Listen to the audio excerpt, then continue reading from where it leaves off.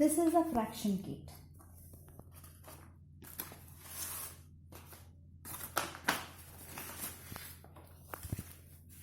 This will help the students to understand about whole.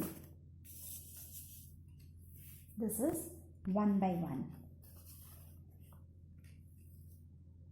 Again, when we divide it to two equal parts, we get 1 by 2. Same again, when divided into 4 equal parts, we get 1 by 4. And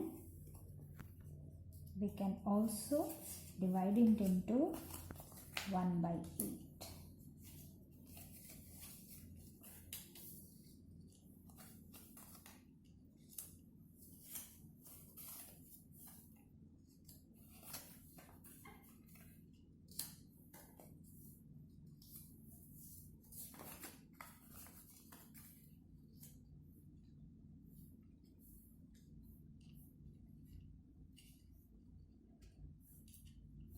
In this way, the child will be able to understand that 2 halves make a whole, 4 quarters make a whole, 8 1 by 8s make a whole.